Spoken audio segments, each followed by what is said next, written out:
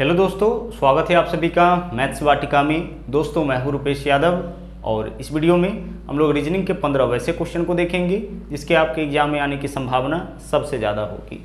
इससे पहले हमने इसके पार्ट 1 को अपलोड किया था। अगर आपने अब तक उस वीडियो को नहीं देखा है तो उसे भी ज़रूर देखें। इस वीडियो के डिस्क्रिप्शन में उस वीडियो का लिंक मिल जाएगा।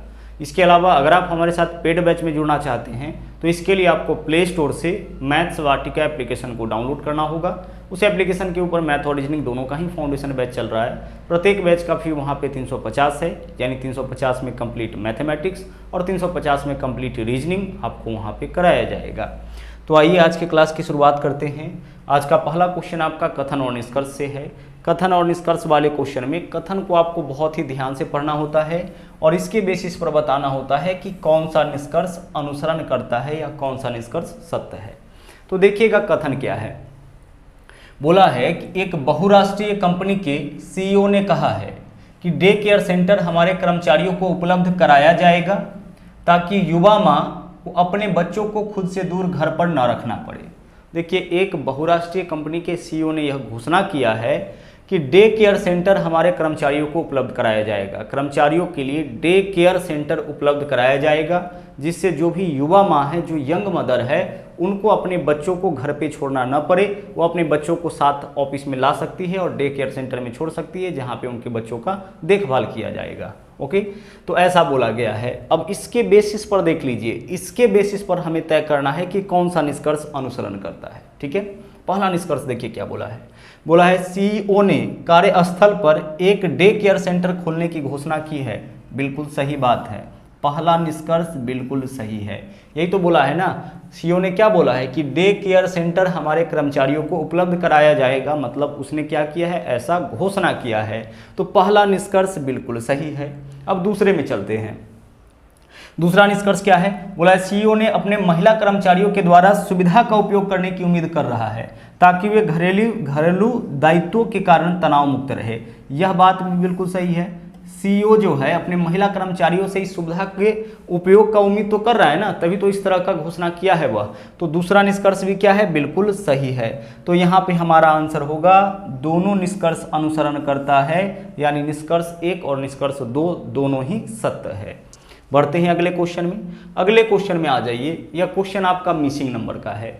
ठीक है, ध्यान से समझिएगा क्या बोला है। बोला निम्नलिखित विकल्पों में से प्रश्न चिन्ह के स्थान पर आने वाली संख्या को चुनें। यहाँ पे कौन सी संख्या होगी, गौर से देखिएगा क्या यहाँ पे किया गया है। इस दोनों को आप ऐड करिए, 3 और 5 8, और नीचे वाले से भाग करिए। वैल्यू देख लीजिए कितना आता है, 3 और 5 8, 8 भागा 4 कितना वैल्यू आ गया, 2 आ गया। उसी तरह से आगे बढ़िए, इस दोनों को ऐड करिए, 6 8 14, 14 भागा 7 कितना होगा, 2। उसी तरीके से इस दोनों को जोड़कर कितना से भाग करें कि वैल्यू 2 आ जाए, तो 8 और 4 12, 12 में अगर हम 6 से भाग करेंगे तो वैल्यू 2 आएगा, यानी हमारा आंसर क्या होगा, विकल्प ए हो जाएगा। यहाँ पे हमें प्रश्न चिन्ह के स्थान पर हमें 6 रखना पड़ेगा। इस दोनों के योग में इससे भाग करने पर वैल्यू 2, इस दोनों के योग में इससे भाग करने पर वैल्यू 2, तो उसी तरह से इस दोनों के योग में कितना से भाग करें कि वैल्यू 2 आएगा, तो 8 और 4 12, 12 में 6 से भाग करेंगे तो वैल्यू 2 आ जाएगा। इसका मतलब क्वेश्चन मार्क के स्थान पर 2 होगा। अब अगले क्वेश्चन में आ जाइए। बोला है उस विकल्प का चयन करें जो निम्न श्रृंखला में आगे आएगा। इस श्रृंखला में जो आगे आएगा उस विकल्प का आपको चयन करना है। ठीक है, इस श्रृंखला में जो आगे आएगा उस विकल्प को चयन करना है। अब ध्यान से देखिएगा, यह पहला है। दूसरे फिगर में देखिए क्या हुआ है। दूसरे फिगर में पहला थोड़ा सा लाइट है, दूसरा थोड़ा डीप है, फिर तीसरा थोड़ा सा लाइट है, चौथा डीप है। ओके, तो देखिए लाइट डीप, तो अगला आंसर हमारा वही होगा जो लाइट होगा। तो यह तो आपका डीप है, यह भी आपका डीप है, तो पिक्चर डी और पिक्चर बी तो हमारा आंसर हो ही नहीं सकता है। अब आगे हम रोटेशन चेक करते हैं। ध्यान रखिएगा, जो सर्कुलर रोटेशन होता है वह 2 तरीके का होता है। एक तो आपका होता है क्लॉकवाइज या आपका एंटी क्लॉकवाइज है। यह आपका क्या है, एंटी क्लॉकवाइज है, और एक होता है रोटेशन आपका क्लॉकवाइज। यानी रोटेशन, सर्कुलर रोटेशन जो है वो 2 तरीके का होता है। एक तो होता है घड़ी के दिशा में और एक होता है घड़ी के विपरीत दिशा में। तो ऐसे अगर हम चलेंगे तो यह घड़ी के दिशा में होगा क्योंकि घड़ी हमारी ऐसे ही चलती है, और अगर हम ऐसे चलेंगे तो यह घड़ी के विपरीत दिशा में होगा क्योंकि घड़ी का यह आपका क्या है, उल्टा दिशा हो गया। तो सर्कुलर रोटेशन 2 तरीके का, एक क्लॉकवाइज और दूसरा एंटी क्लॉकवाइज। अब इस क्वेश्चन का आंसर हम लोग रोटेशन से कर लेंगे। देख लीजिए यहाँ पे देखिए बिल्कुल सीधा था, अब इस पार्ट में इस तरीके से हो गया। तो यह क्या हुआ है, गौर से अगर देखिएगा तो पता चलेगा कि यह 45 डिग्री पे, कितना डिग्री पे, 45 डिग्री पे आपका क्लॉकवाइज में रोटेट हुआ है। पुनः देख लीजिए इस तरीके का हो गया। अब देखिए ऐसे हो गया, तो अगले में क्या होगा, पूरा इस तरीके से स्ट्रेट हो जाएगा, यह पार्ट पूरा सीधा हो जाएगा। यानी कि जो पिक्चर सी है वो हमारा आंसर होगा। तो पिक्चर सी आंसर होगा। तो पिक्चर सी के लिए कौन सा विकल्प है, विकल्प बी है, तो हमारा आंसर विकल्प बी हो जाएगा। बहुत कंफ्यूजन हुआ था जब इस तरीके का क्वेश्चन पूछा गया था, है ना। अलग पिक्चर में आंसर चुनना था और जो पिक्चर आपका आंसर है उसको विकल्प में चुनना है। तो पिक्चर सी आपका आंसर है और पिक्चर सी को कौन सा विकल्प रिप्रेजेंट कर रहा है यहाँ पे, विकल्प बी। तो हमारा आंसर विकल्प बी हो जाएगा, न कि आप गलती से विकल्प सी चुन लीजिएगा। विकल्प सी हमारा आंसर कब होगा, जब आकृति डी हमारा आंसर होता। तो डी तो हमारा आंसर है नहीं, ठीक है। चलिए बढ़ते हैं अगले क्वेश्चन में। अगले क्वेश्चन में जाइए, बोला है दी गई श्रृंखला के अगले दो पद क्या होंगे। हमें अगले दो पद बताने हैं कि क्या है। तो किस तरीके से पद बढ़ाया है देख लीजिए। देखिए जे होता है 10 नंबर पे, अच्छा जो इसका नंबर है उससे एक ज़्यादा इसमें अंक संख्या डाला है। जे 10 नंबर पे, इसके साथ लिखा है 11। उसी तरह से जे के बाद एल होता है 12 नंबर पे। तो देखिए 10वां नंबर, 12वां नंबर, 14वां नंबर, 16वां नंबर। तो आगे पहले क्वेश्चन मार्क के स्थान पर 18वें नंबर वाला लेटर होगा आर, और दूसरे क्वेश्चन मार्क के स्थान पर 20वें नंबर वाला लेटर होगा टी। देख लीजिए 10, 12, 14, 16, तो 18 और 20। 18वें नंबर पर कौन सा लेटर है, आर, और 20वें नंबर पर टी। अब इसके साथ नंबर भी है, देखिए जो भी लेटर लिखा है उससे अगला नंबर, जे 10 पे होता है 11 लिखा है, 12 पे होता है 13 लिखा है, 14 पे होता है 15 लिखा है। तो उसी तरह से आर 18 पे होता है तो इसके साथ क्या लिखेंगे हम, 19 लिखेंगे। टी 20 पे होता है तो इसके लिए क्या लिखेंगे, 21 लिखेंगे। प्रत्येक लेटर का स्थान आपको, रैंक आपको पता होना चाहिए, जैसे और रैंडमली आपको पता होना चाहिए, तभी इस तरीके के क्वेश्चन का आप आंसर दे सकते हैं। और यह चीज़ हमने बहुत ही अच्छी तरह से बताया है, याद कराया है हमने आप सबको एक वीडियो में कि टी कितना पे, यू कितना पे, एक्स कितना पे, एम कितना पे, एन कितना पे, रैंडमली आपको याद होना चाहिए। साथ में राइट साइड से भी प्रत्येक लेटर का पोजीशन आपको पता होना चाहिए। आइए अगला क्वेश्चन क्या है, बोला है नीचे दिए गए विकल्पों में से असंगत को चुनें। आपको यहाँ जो भी विकल्प दिया गया है उसमें से असंगत चुनना है, यानी विषम चुनना है कि विषम कौन सा है। ये चारों आकृति में ना कोई एक जो है वो किसी न किसी आधार पे बाकी सबसे डिफरेंट है, तो हमें उसे चुनना है कि वह कौन सा है। अब देखिएगा इसमें आप लाइन को काउंट करिए, एक, हाँ जी, 1 2 3 4 5, यहाँ 5 लाइन है। यहाँ देखिए 1 2 3 4 5 6 लाइन है, 1 2 3 4 5 6 लाइन है, 1 2 3 4 5 6 लाइन है। यानी आकृति ए जो है वो आपका विषम हो जाएगा, क्योंकि इसमें केवल 5 रेखाएं हैं, जबकि बाकी जो भी आकृति यहाँ पे दिया गया है उन सभी में 6 रेखाएं हैं। तो विषम चुनना था। चारों आकृति में से कोई एक किसी न किसी आधार पर डिफरेंट था बाकी सबसे, हमें वही चुन के बताना था कि इसमें से कौन सा है जो बाकी सबसे डिफरेंट है। अब आ जाइए इस क्वेश्चन में, हमें यहाँ पे बताना है कि इस शब्द का कोड यह दिया गया है, इसका कोडिंग यहाँ पे किया गया है इस वर्ड से, तो हमें इस लेटर का कोडिंग करना है, इस वर्ड का कोडिंग करना है कि क्या होगा। अब आप बहुत ही ध्यान से देखिए, बहुत ही ध्यान से देखिए क्या बोला है, क्या किया गया है, गौर से देखिए। देखिए TEMPORARY, यहाँ पे देखिए टी भी है, ई भी है, मतलब अगर गौर से देखिएगा तो पता चलेगा कि इसके सभी लेटर इसमें मौजूद है, ठीक है, इसके सभी लेटर इसमें मौजूद है। इसका मतलब पता है क्या किया गया होगा, बस पोजीशन चेंज किया है। तो पोजीशन कैसे चेंज किया है उसके लिए हम यहाँ नंबर डाल देते हैं। देखिए 1 2 3 4 5 6 7 8 और 9, सबका नंबर डाल दिए। अब इसमें देखिए किया क्या है, सबसे पहले आर लिखा है, तो आर कितने नंबर पर है, 6 नंबर पर, तो 6 नंबर वाला को सबसे पहले लिख दिया।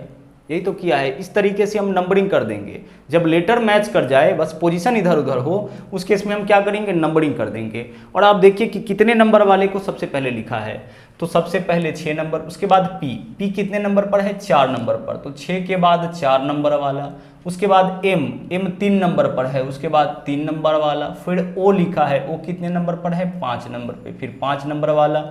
ए देखिए ए कहाँ पे है, 7 नंबर पे, फिर 7 नंबर वाला। ई देखिए कितने नंबर पर है आपका, 2, फिर 2 नंबर वाला। उसके बाद टी देख लीजिए कितने नंबर पर है, 1 नंबर, फिर 1 नंबर, फिर R देखिए 6 नंबर, ठीक है, R 6 नंबर और Y, अच्छा देखिए 2R है ना, 2R है, तो यहाँ पे एक छोटा सा कन्फ्यूजन भी हो सकता है, ध्यान रखिएगा। R यहाँ पे कितने नंबर पर है, 6 नंबर पे है, तो हम इसको भी 6 ले सकते हैं, तो इसको हम 8 ले लेते हैं, ठीक है, एक ही बात है, आगे बढ़िए।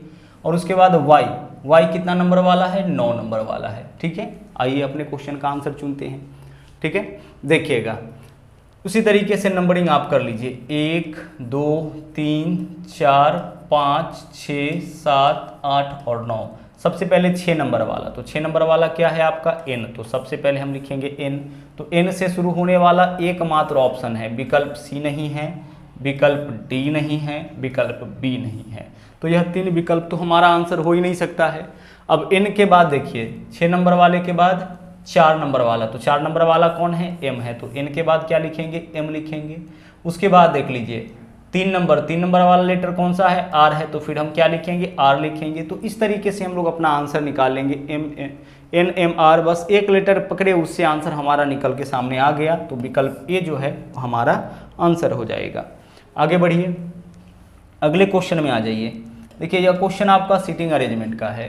बोला है नीचे निर्देश दिया गया है कि निम्नलिखित सूचनाओं पर विचार करें और उन पर आधारित सवालों के जवाब दें। बोला है 6 बच्चे FRI ME और S वृत्ताकार में एक दूसरे के सामने खड़े हैं, यानी 6 बच्चे एक वृत्त में खड़े हैं इस तरीके से, ठीक है। तो सबसे पहला काम हम लोग क्या करते हैं ना कि 6 बच्चों को बैठने के लिए हम जगह बनाते हैं। तो यह पहला बच्चा हो गया, यह आपका दूसरा बच्चा है, यह तीसरा है, यहाँ चौथा होगा, यहाँ 5वां होगा और यहाँ पे 6वां बच्चा होगा। सभी का चेहरा किस तरफ कर दिए हम, केंद्र की तरफ कर दिए। एक दूसरे के सामने तो चेहरा तभी होगा ना जब सब केंद्र की ओर देखें। आगे अब यहाँ से देख लीजिए जो पहला डाटा दिया है, पहला डाटा क्या है, F के तुरंत दाएं तरफ I है, F के तुरंत दाएं तरफ। तो पहला व्यक्ति को इस पूरे अरेंजमेंट में जहाँ जी में आए आप वहाँ बिठाइए, तो हम यहाँ पे बिठा लेते हैं F को। अब यहाँ F को बिठाएं तो इस तरफ F का दायां होगा और इस तरफ M का बायां होगा। अपने आप को इस पोजीशन पे बिठा के देखिए और चेहरा केंद्र की ओर करके देखिए कि आपका दाहिना हाथ इस तरफ होगा, बायां हाथ इस तरफ होगा। तो F के तुरंत दाएं तरफ I है, यानी कि यहाँ पे कौन हो जाएगा, I हो जाएगा। तो पहले लाइन का काम हो गया, F के तुरंत दाएं तरफ I। अब आगे बोला जो बच्चा M के तुरंत दाईं ओर है, जो बच्चा M के तुरंत दाईं तरफ है वही F के तुरंत बाईं ओर। F के तुरंत बाईं ओर जो बच्चा है ना, यहाँ पे जो बच्चा है ना F के तुरंत, क्या बोला है, F के तुरंत बाईं ओर वही बच्चा M के तुरंत दाईं ओर है, इसका मतलब M यहाँ पे होगा। बोला है जो बच्चा F के तुरंत बाईं ओर है वही बच्चा M के तुरंत दाईं ओर है, इसका मतलब M यहाँ पे होगा, तभी तो जो F के बाईं ओर होगा वह M के दाईं ओर होगा। तो यहाँ से M का हमें सीटिंग पता चल गया कि M कहाँ पे बैठेगा। ओके, चलिए इस लाइन का भी काम हो गया। अब आगे यह बच्चा क्लियर नहीं है कि कौन सा है। आगे क्या बोला है, R और E के ठीक बीच में M खड़ा है, R और E के ठीक बीच में M। अच्छा देखो R और E के बीच में M है, इसका मतलब R यहाँ हो सकता है और E यहाँ हो सकता है ना। R और E के बीच में M को रखना है, इसका मतलब R यहाँ या E यहाँ, या फिर ऐसा भी हो सकता है कि E यहाँ पे हो और R यहाँ पे हो, क्योंकि दोनों ही सिचुएशन में R और E के ठीक बीच में कौन हो जाएगा, M हो जाएगा। तो R यहाँ भी हो सकता है और यहाँ भी हो सकता है, उसी तरह से E यहाँ भी हो सकता है, यहाँ भी हो सकता है। तो देखिए 1 2 3 4 5 व्यक्ति को हम बिठा चुके हैं। अब एकमात्र सीट बचा हुआ है, व्यक्ति भी एक बचा हुआ है, कौन, S। तो इस जगह पे हम किसको बिठा देंगे, S को बिठा देंगे। अब क्वेश्चन पे आते हैं। अब क्वेश्चन देख लीजिए क्या है। क्वेश्चन बोला है कि किसके तुरंत बाएं तरफ I है, किसके तुरंत बाएं तरफ I है, ठीक है, किसके तुरंत बाएं तरफ। तो देख लीजिए S के तुरंत बाएं तरफ I है, S के बाएं में I हो जाएगा ना, S के तुरंत बाएं तरफ कौन है, I है। बोला किसके तुरंत बाएं तरफ I है, तो किसके तुरंत बाएं तरफ I है, तो हमारा आंसर क्या होगा, S होगा, यानी विकल्प D हमारे इस क्वेश्चन का आंसर हो जाएगा। ओके, चलिए बढ़ते हैं अगले क्वेश्चन में। अगले क्वेश्चन में आइए, बोला है 31 मार्च 2020 को कौन सा दिन होगा। देखिए इस तरीके का क्वेश्चन जनरली पूछा जाता है और बहुत ही ज़्यादा पूछा जाता है, इसलिए ध्यान से कॉन्सेप्ट को थोड़ा समझिएगा। क्वेश्चन को सोल्व करने का देखिए तरीका क्या होता है। सबसे पहले हम तारीख लिखते हैं, तो तारीख क्या है 31। अब आप चाहे इसको छोटा करना तो 7 से भाग करके जो शेष बचेगा उसको भी लिख सकते हैं। तो 31 में 7 से भाग करिए, 7 चौके 28, आप केवल 3 भी लिख सकते हैं। इस बार हम पूरा पहले लिखते हैं, फिर आगे हम लोग इसको सॉर्ट करेंगे। तो सबसे पहला काम क्या करना है, आपको तारीख लिखना है, उसके बाद महीने का कोड लिखना है। तो मार्च महीने का कोड आपका 5 होता है, जिसको हम बहुत अच्छी तरह से याद कराते हैं। कैसे याद करते हैं देखिए, अगर महीने का कोड आपको याद करना हो ना तो इस तरीके से याद करिएगा, 2 5 5 1 3 6 2 पार्ट में, उसके बाद 1 4 7 और 2 5 7, 2 5 5 1 3 6 1 4 7 और 2 5 7। ध्यान रहे कि यह कोड आपका डिफरेंट भी हो सकता है, डिफरेंट बुक में डिफरेंट कोड भी आपको मिल सकता है। कोड अलग अलग होने से कोई फर्क नहीं पड़ता है, आंसर सब जगह से आपका सेम ही आता है। अगर हम मंथ कोड चेंज करते हैं तो फिर डे का भी कोड आपका चेंज हो जाता है, ईयर का भी कोड चेंज हो जाता है। तो उससे आप टेंशन नहीं लीजिएगा। कई बार बहुत सारे लोगों के कमेंट आते हैं कि सर हमने तो कोड कुछ और याद कर रखा है, 1 4 4 वाला कोड याद रखा है, आप कुछ अलग कोड बताते हैं। तो उससे कोई फर्क नहीं पड़ता है। ओके चलिए, लेकिन सबसे बेहतर कोड यह है आपका 2 5 5 1 3 6 1 4 7 2 5 7। केवल इसी नहीं, और भी कई प्रकार के क्वेश्चन का आंसर हम लोग कर लेते हैं। अच्छा, इसका मतलब क्या हुआ, पहले 6 जो है वह पहले 6 महीने का कोड है। जैसे यह कोड आपका हो गया जनवरी का। अब सोचिएगा जरा सा, इसको हम याद ऐसे करते हैं कि जनवरी, तो जनवरी से वर्ष की शुरुआत होती है। तो 1 जनवरी को तो हम लोग कुछ करते नहीं हैं, है ना, छुट्टी का दिन होता है। 2 जनवरी से शुरुआत करते हैं, तो जनवरी का कोड 2 हो गया। फरवरी का कोड आपका 5 हो गया, ठीक है, इसको याद रखिएगा। मार्च में लेटर भी 5 होता है, MARCH, तो मार्च का कोड भी आपका 5 होता है। मार्च में लेटर भी 5, कोड भी 5। उसके बाद चलिए अप्रैल, 1 अप्रैल हम लोग मूर्ख दिवस मनाते हैं। 1 अप्रैल, अप्रैल का 1 तारीख महत्वपूर्ण है, तो अप्रैल का कोड 1 हो जाएगा। मई में लेटर भी 3 है, MAY, मई का कोड भी 3। उसके बाद आगे जून 6ठा महीना होता है, तो जून का कोड क्या है, 6 है, ठीक है। इस तरीके से आप अपने मन में कोडिंग करके इसको याद रख सकते हैं। मई में 3 लेटर, मई का कोड 3, जून 6ठा महीना, जून का कोड 6, 1 अप्रैल मूर्ख दिवस मनाते हैं, मई का कोड आपका 1 हो जाएगा। आगे बढ़िए, सेकेंड हाफ में चलिए। अच्छा, सेकेंड हाफ आपका शुरू कहाँ से होता है, जुलाई से। तो सेकेंड हाफ शुरू होता है, इसलिए इसका कोड आपका फिर से 1 से शुरू हुआ है, तो जुलाई का कोड 1। अगस्त का कोड आपका कितना है, 4 है, इसको याद रखिएगा, क्योंकि 15 अगस्त 1947 को कौन सा दिन था, 26 जनवरी 1947 को कौन सा दिन था, 1900।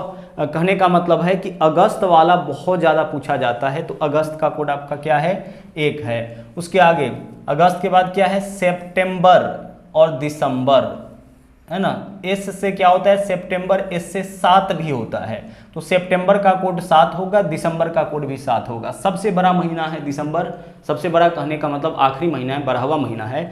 तो 12वां महीना है यानी सबसे बड़ा है, तो उसका कोड भी सबसे बड़ा, और सबसे बड़ा कौन है इसमें, 7 से बड़ा तो हम लिए नहीं है कोड, तो सितंबर और दिसंबर का कोड 7 हो गया। अक्टूबर, याद करिए 2 अक्टूबर बहुत ही महत्वपूर्ण है, गांधी जयंती मनाते हैं, तो अक्टूबर का कोड आपका 2 हो गया। और उसके बाद यह आपका है नवंबर, 5 नवंबर, याद रखिएगा, नवंबर का कोड आपका कितना है, 5 है। तो यह आपका मंथ का कोड है, जिसको याद रखना बहुत ही जरूरी है। कई टाइप के क्वेश्चन को हम लोग इसके बेसिस पर बनाते हैं, इसके मदद से बनाते हैं। जनवरी, फरवरी, मार्च, अप्रैल, मई, जून, जुलाई, अगस्त, सितंबर, अक्टूबर, नवंबर, दिसंबर। अच्छा, कई बार ऐसे भी पूछा जाता है कि निम्नलिखित में से किन 2 महीने के कैलेंडर एक जैसा होगा। जैसे मान लीजिए कि आपके पास कुल मिला के 12 महीने का कैलेंडर है। जब भी आप कोई कैलेंडर परचेस करते हैं मार्केट से, तो 12 महीने का कैलेंडर होता है। तो उसमें से कोई एक महीना मान लीजिए कि फट गया, है ना, कोई एक महीना पूरा का पूरा उसका पेज फट गया है। मान लीजिए कि उसमें जनवरी का पेज है ही नहीं, और अब हम इस कैलेंडर को यूज करना चाहते हैं, तो क्या हम इसको यूज कर सकते हैं, बिल्कुल यूज कर सकते हैं। देखिए 2 कोड और किस महीने का है, तो 2 कोड आपका अक्टूबर का भी है, यानी कि आप जाकर के जरूर देखिएगा जनवरी का और अक्टूबर महीने का, इस दोनों महीने का कैलेंडर आपका मैच कर जाएगा, दोनों महीने का कैलेंडर आपको सेम मिलेगा। सेम मिलेगा कहने का मतलब 1 जनवरी को जो भी दिन होगा 1 अक्टूबर को भी वही दिन होगा, 2 जनवरी को जो दिन होगा 2 अक्टूबर को वही दिन होगा, 10 जनवरी को जो भी दिन होगा 10 अक्टूबर को वही दिन होगा। यही चीज़ तो हम लोग कैलेंडर में चेक करते हैं ना। और आगे देख सकते हैं, इसके अलावा देखिए फरवरी का, मार्च का, फरवरी में चाहे दिन जितना भी दिन होता है, बाकी दिन वह सभी दिनों को जो है, सभी तारीख को जो है दिन सेम आएगा। तो फरवरी है, मार्च है, नवंबर है, इस तीनों का भी कोड आपका मैच कर गया, मतलब इस तीनों के भी पहली तारीख को एक ही बार होगा, इस तीनों महीने का भी कैलेंडर आपका क्या होगा, मैच कर जाएगा। उसी तरीके से देख लीजिए सितंबर और दिसंबर का आपका कैलेंडर क्या होगा, मैच कर जाएगा। मतलब सितंबर, क्वेश्चन पूछा जाता है कि निम्नलिखित में से किन दो महीनों की पहली तारीख को एक ही बार होगा, किन दो महीनों की पहली तारीख को एक ही बार होगा। ऑप्शन क्या है उस पर डिपेंड करता है, सितंबर दिसंबर भी हो सकता है, अगस्त, अच्छा 4 अगस्त का कोड कहीं मैच नहीं कर रहा है, ठीक है, अगस्त का कोड कहीं मैच नहीं कर रहा है, तो अगस्त का कैलेंडर कभी भी आपका किसी भी महीने में आप यूज नहीं कर सकते हैं दूसरे महीने के साथ। ओके, तो एक तो यह हो गया। दूसरा एक चीज़ और ध्यान रखना है, यह तो आपका नॉर्मल ईयर के केस में ऐसा होगा, लेकिन अगर केस लीप ईयर का मान लीजिए कि आ जाए, केस अगर आ जाए किसका, लीप ईयर का, उस केस में ना जनवरी का कोड आपका 1 घट जाता है, यानी जनवरी का कोड 1 हो जाता है और फरवरी का भी कोड आपका 1 घट जाता है, लेकिन बाकी सभी महीने का कोड आपका सेम हो जाता है। तो अगर लीप ईयर का केस रहे तो फरवरी का और अगस्त का कैलेंडर क्या होगा, मैच कर जाएगा। तो लीप ईयर के केस में केवल जनवरी और फरवरी का मंथ कोड चेंज होगा, वह भी एक एक कम हो जाएगा, बाकी सभी महीने का मंथ कोड आपका क्या रहेगा, सेम रहेगा। तो यहाँ हमने आपको क्या बताया, आपको मंथ कोड याद कराया, जो बहुत ही ज़्यादा इंपॉर्टेंट है, बहुत ही उपयोगी है, इसलिए हमने इसके ऊपर इतना वक्त दिया। अच्छा, एक चीज़ और यहाँ पे आप याद कर लीजिए, इसको याद नहीं करना है, यह आपका दिन का है, जो डे होता है ना उसका भी कोड होता है, उसको हम लोग कैसे याद करेंगे, तो आपको चलना है शुक्रवार से, ठीक है, शुक्रवार से, शुक्रवार का कोड आपका हो जाता है 0। अब इसके आगे बढ़ते जाइए 1 2 3 4 करते हुए, शनिवार का कोड क्या होगा, 1 हो जाएगा, रविवार का कोड क्या हो जाएगा आपका, 2 हो जाएगा, सोमवार का कोड क्या हो जाएगा आपका, 3 हो जाएगा, ठीक है। उसके बाद मंगलवार का कोड आपका क्या हो जाएगा, 4 हो जाएगा। तो इसमें तो कुछ याद करने वाला है नहीं, केवल यह ध्यान रखना है कि शुक्रवार का कोड क्या होता है, 0। अब आगे बढ़ते जाएंगे हम लोग, शुक्रवार का 0 होता है, शनिवार 1, रविवार 2, शनिवार से आप ध्यान में रखिएगा, शुक्रवार 0 छोड़ दीजिए अब शनिवार से बढ़िए, शनिवार, रविवार, सोमवार, मंगलवार, मंगलवार का कोड 4 है ना। उसी तरह से शनिवार, रविवार, सोमवार, मंगलवार, बुधवार, बुधवार का कोड कितना होगा, 5। शनिवार से शुरू करिएगा तो बहुत ही आसानी से आप काउंट कर पाइएगा। ओके, तो यह दिनों का कोड हो गया। कई बार क्या होता है ना कि हमें सेंचुरी कोड भी ध्यान रखना होता है, सेंचुरी कोड यानी शताब्दी का कोड। अच्छा, सेंचुरी कोड क्या होता है, जैसे अगर हम चल रहे हैं 19वीं शताब्दी में ना, तो 19वीं शताब्दी का कोड आपका 0 होता है, ठीक है। और अगर हम 20वीं शताब्दी में चल रहे हैं तो 20वीं शताब्दी का कोड आपका 6 होता है। और अमूमन क्वेश्चन आपका यहीं से पूछा जाता है, 19वीं शताब्दी से और 20वीं शताब्दी से। तो 19वीं शताब्दी का कोड कितना होता है आपका, 0 होता है, और 20वीं शताब्दी का कोड आपका 6 होता है। तो 19वीं शताब्दी में तो अलग से कुछ ऐड नहीं करना है, लेकिन 20वीं शताब्दी में अलग से आपको कितना ऐड करना पड़ता है, 6 ऐड करना होता है, ठीक है। और अगर हम आगे बढ़ना चाहे तो एक पैटर्न इसमें चलता है, 6 4 2 0। आगे बढ़ते जाइए इस पैटर्न को लेकर के, और अगर पीछे जाना है तो पीछे इसी पैटर्न को पीछे करते जाइए। 0 है ना, इधर जाएंगे तो 2 4 6 होगा, आगे बढ़ेंगे तो 6 4 2 0 होगा। कहने का मतलब 2000 का आपका कोड 6 है, 2100 का 4 होगा, 2200 का 2 होगा, 2300 का फिर से 0 हो जाएगा, यानी 4 साल बाद फिर से 0 होगा, 4 साल पीछे फिर से 0 होगा। 1900 - 4 1500 का फिर से क्या होगा, 0। 0 के बाद फिर आगे बढ़ेंगे तो 6 4 2 है ना, 0 6 4 2, इस तरीके से निकाल सकते हैं। अब आइए इस क्वेश्चन का आंसर निकालते हैं। सबसे पहले आपको क्या लिखना था, तारीख, उसके बाद महीने का कोड, उसके बाद साल का अंतिम 2 अंक। तो 2020 का अंतिम 2 अंक कितना होगा, 20 होगा। उसके बाद आपको यह देखना है कि साल के अंतिम 2 अंक में 4 का भाग कितना बार जाएगा, तो 5 बार जाएगा। और अंत में आपको लिखना है शताब्दी कोड। तो 2000 का मामला है तो शताब्दी कोड कितना होगा, 6 होगा। 2020 कहने का मतलब पूरा 2000 से 2099 तक में कोड हम लोग कितना यूज करेंगे, 6 यूज करेंगे। 1900 से लेकर के 1999 तक में कोड कितना यूज करना है, 0 यूज करना है। और ज़्यादातर 1900 और 2000 का ही क्वेश्चन आता है। फिर से समझ लीजिए क्या क्या किए हैं। सबसे पहले तारीख, फिर महीने का कोड, उसके बाद साल का अंतिम 2 अंक, फिर साल के अंतिम 2 अंक में 4 का भाग कितना बार जाएगा, और उसके बाद शताब्दी का कोड। अब इन सभी वैल्यू को आप जोड़ लीजिए, 1 5 6 5 11 6 17 7 हासिल 1 3 2 5 और 1 6 कितना आ गया, 67। अब जो भी वैल्यू आया वह निश्चित रूप से 7 से बड़ा होगा, तो इसमें 7 से भाग करिए और रिमाइंडर निकालिए, यानी कि शेष निकालिए। तो 7 9 63, रिमाइंडर कितना आया 4। 4 का मतलब कौन सा दिन होगा, जब भी 7 से भाग करिएगा तो जो शेष बचेगा वो 7 से कम होगा। शेष 0 1 2 3 4 5 6 ही बचेगा। तो 0 का मतलब शुक्रवार, 1 का मतलब शनिवार, 2 का मतलब रविवार, 3 का मतलब सोमवार, 4 का मतलब मंगलवार। 4 आया है, 4 आया है, इसका मतलब कौन सा दिन होगा, मंगलवार होगा। तो हमारा आंसर इस क्वेश्चन का क्या होगा, विकल्प सी 4 यानी मंगलवार, 3 यानी कि सोमवार, 6 आता तो गुरुवार हो जाता, 0 आता तो कितना हो जाता, शुक्रवार हो जाता। ओके, चलिए बढ़ते हैं अगले क्वेश्चन में। अगले क्वेश्चन में आइए। अगला जो है क्वेश्चन यह भी कथन और निष्कर्ष का है। कथन क्या है, मेरे कुत्ते को भोजन पसंद है। अनीता अपने मित्र से कहती है, अनीता अपने मित्र से क्या बोली है कि मेरे कुत्ते को भोजन पसंद है। अब इससे निष्कर्ष क्या निकलता है, इसके बेसिस पर जो कथन बोला गया है उसके बेसिस पर निष्कर्ष क्या निकलता है, अनीता के पास एक कुत्ता है। यह बात बिल्कुल सही है, अनीता के पास तो एक कुत्ता है, तभी तो वह बोल रही है कि मेरे कुत्ते को भोजन पसंद है। अब आगे क्या बोला है, उसका कुत्ता भोजन के अलावा कुछ भी पसंद नहीं करता। ऐसा तो आपका क्लियर नहीं है, कुत्ते को भोजन पसंद है। देखिए हम बोलेंगे कि हमें टॉफ़ी पसंद है, अब इससे यह अभिप्राय तो नहीं निकलता है कि हमें टॉफ़ी के अलावा और कुछ पसंद नहीं है। टॉफ़ी पसंद है, इसके अलावा भी बहुत सारी चीज़ें पसंद हो सकती है। तो पहला, अनीता के पास एक कुत्ता है, यह तो बिल्कुल सही है। दूसरा, उसका कुत्ता भोजन के अलावा कुछ भी पसंद नहीं करता, यह तो इससे स्पष्ट नहीं होता है, तो यह गलत है। तो हमारा आंसर क्या होगा, केवल निष्कर्ष एक अनुसरण करता है, यानी विकल्प डी हमारा सही आंसर होगा। बढ़ते हैं अगले क्वेश्चन में। यहाँ देखिए, यहाँ जो क्वेश्चन है वो आपका सिलॉक्स का है। इसमें हम लोग क्या करते हैं कि कथन के हिसाब से वेन डायग्राम और फिर वेन डायग्राम के आधार पर निकालते हैं निष्कर्ष।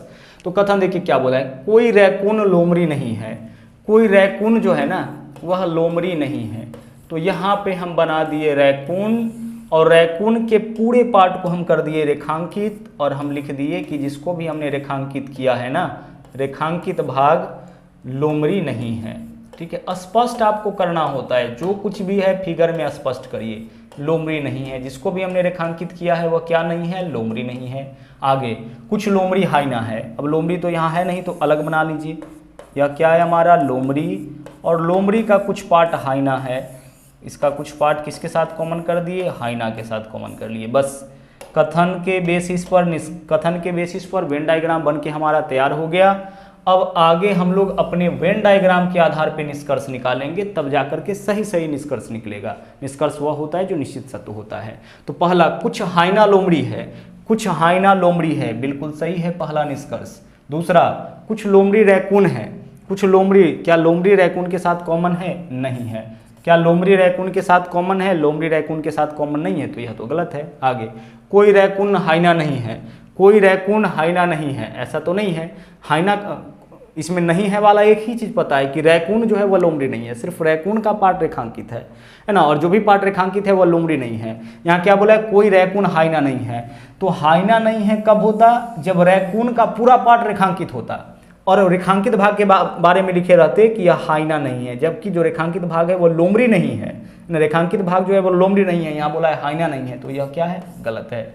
यानी केवल निष्कर्ष एक अनुसरण करता है, और केवल निष्कर्ष एक अनुसरण करता है, तो आंसर हमारा इस क्वेश्चन का क्या होगा, विकल्प डी होगा। आगे बढ़िए अगले क्वेश्चन में।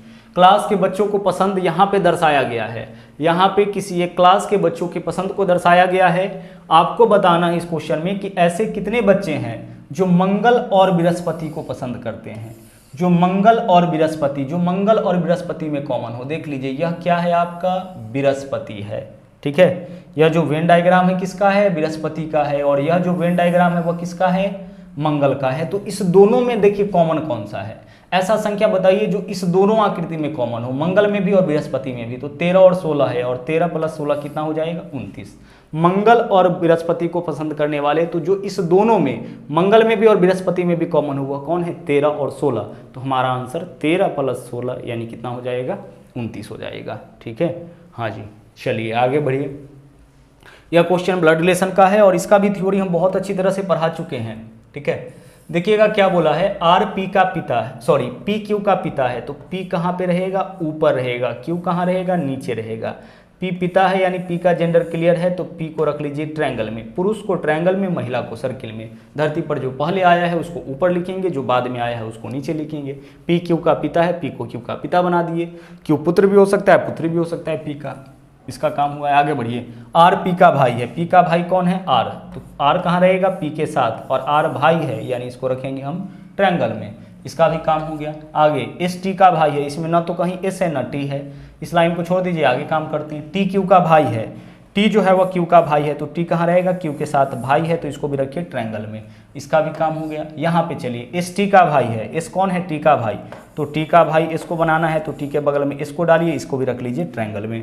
यह सब भाई बहन, क्यू का जेंडर क्लियर नहीं है तो बहन भी हो सकता है इस दोनों का, और भाई भी हो सकता है इस दोनों का, ठीक है। क्यू भाई या बहन होगा इस दोनों का, लेकिन एस इस दोनों का भाई, टी इस दोनों का भाई, पी का संतान यह तीनों है, जिसमें से एस पुत्र है, टी पुत्र है, क्यू पुत्र या पुत्री है। इस तीनों का पिता पी है और इस तीनों के पिता का भाई आर है, यानी इस तीनों का चाचा आर है। हमें बताना एस का चाचा कौन है, तो देखिए एस का यह पिता है और इसके पिता का भाई है, यानी एस का चाचा कौन हो जाएगा? आर हो जाएगा। आप एक बार इसको बना लिए, फैमिली ट्री बना लिए, तो इसके बेसिस पर किसी भी क्वेश्चन का आंसर निकालना आपके लिए कोई मुश्किल काम नहीं है। ओके, आगे बढ़िए। अगला देखिए, बोला है मीनू उसके घर के नज़दीक दाहिने तरफ किराने की दुकान में जाती है। देखो मीनू कहाँ गई है? दाहिने तरफ किराने की दुकान में। उसका घर का प्रवेश द्वार पूरब की ओर है। मीनू के घर का प्रवेश द्वार किस तरफ है? पूरब के तरफ है, पूरब की तरफ यानी कि दाहिने हाथ की तरफ, इस तरफ उसके घर का प्रवेश द्वार है। आगे अब क्या बोला है कि घर के नज़दीक दाहिने तरफ किराने की दुकान। अब यहाँ से दाहिने तरफ किराने का दुकान है, यहाँ से दाहिने तरफ यानी कि क्लॉकवाइज, यहाँ से कैसे चलेंगे? दाहिने तरफ। तो उसके घर के दाहिने, तो घर इसका पूरब दिशा की ओर है और पूरब के दाहिना तरफ किराने की दुकान है। तो वह घर का प्रवेश द्वार पूरब की ओर है और दुकान में प्रवेश करने के बाद वह अपने दाहिनी ओर मुड़ती है। दुकान में प्रवेश करने के बाद फिर वह दाहिनी ओर मुड़ी है। तो घर से पहले दाहिनी ओर दुकान और यहाँ से फिर से वह दाहिनी ओर मुड़ी है। दाहिनी ओर क्यों मुड़ी है? वह ताजे उत्पाद वाले गलियारे में चलती है। घर वहाँ से दुकान में घुसने के बाद फिर दाहिनी ओर मुड़ी है, क्योंकि वह ताजे उत्पाद वाली गलियारे में घुसी है। वह किस दिशा में चल रही है? देख लीजिए किस दिशा में चल रही है? बाएं तरफ। बाएं तरफ कौन सा दिशा होता है? पश्चिम। बाएं तरफ पश्चिम, दाएं तरफ पूरब, ऊपर में उत्तर, नीचे में दक्षिण दिशा। आगे बढ़िए, अगला क्वेश्चन देखिए। हमें बताना है, उस विकल्प का चयन करना है जो आकृति में प्रश्न चिन्ह के स्थान पर रखे जाने के लिए सर्वोत्तम उपयुक्त हो। देखिए क्या किया है, अब इस दोनों के वर्गों को जोड़िए। 4 का क्यूब 16, 3 का क्यूब 9, 16 9 25, 25 में से 2 माइनस करिए 23। इस दोनों के वर्गों के योग में से इसको घटाइएगा 23, इस दोनों के वर्गों के योग में से इसको घटाइए 40। 3 का स्क्वायर 9, 6 का स्क्वायर 36, 36 और 9 45, माइनस 5 40। उसी तरह से 1 का स्क्वायर 1, 8 का स्क्वायर 64, कितना हो जाएगा यह मिला के 65। इस दोनों के वर्गों का योग 65, 65 में से 7 माइनस करिए 58 आपका आंसर हो जाएगा। इस दोनों के वर्गों के योग में से इसको आप माइनस करिए, क्योंकि बाकी में भी वही किया गया है। ऊपर वाले दोनों के वर्गों के योग में से नीचे वाले को घटाया गया है, तो आगे भी आप वही करिएगा। चलिए, तो इतना ही क्वेश्चन था। तो आज का जो सेवाएं हमारा यहीं तक, वापस मुलाकात होगी अगले दिन फिर से एक नए सेट के साथ। और हाँ, यदि आप हमारे चैनल पे नए हैं तो इस चैनल को सब्सक्राइब जरूर करिएगा, इसके अलावा लाइक और शेयर करते रहिएगा। तो मिलते हैं अगले वीडियो में फिर से एक नए सेट के साथ, फिर से एक नए ट्रिक के साथ। थैंक यू, जय हिंद।